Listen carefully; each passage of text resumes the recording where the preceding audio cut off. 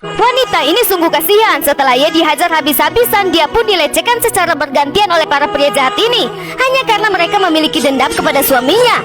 Setelah mereka melampiaskan nafsunya, para penjahat ini pun bergegas pergi dengan mengendarai motor, dan mereka meninggalkan inspektur polisi ini seorang diri.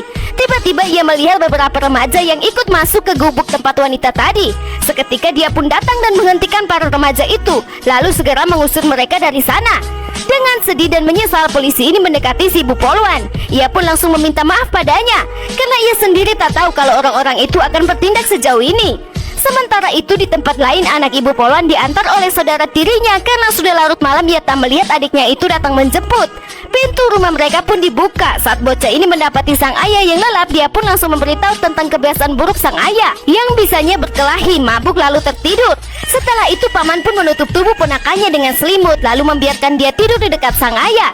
"Kau mau kemana?" tanya bocah ini. Sang paman pun bilang kalau dia tak akan kemana-mana, ia akan menunggu di luar sampai ibunya datang. Paman pun berdiri di luar sambil sesekali melihat ke belakang, berharap adiknya akan cepat pulang. Tiba-tiba seorang pria mendekatinya dan menanyakan apa dia punya korek api. Saat paman menunduk untuk mengambilnya, tiba-tiba ia dipukuli dengan keras hingga jatuh ke tanah. Setelah itu paman pun dihajar habis-habisan oleh pria itu.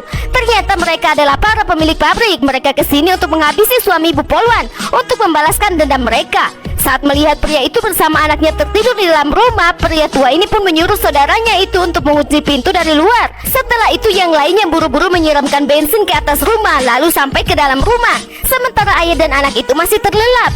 Beberapa saat kemudian paman pun tersadar. Ia begitu terkejut melihat kobaran api. Paman pun terus memanggil nama ponakannya. Cepat-cepat dia pun bangun lalu berusaha lari ke dalam kobaran api itu untuk menyelamatkan ponakannya. Namun sayang apinya telah membakar habis rumah dan seisinya. Bagaimanakah kelanjutan ceritanya?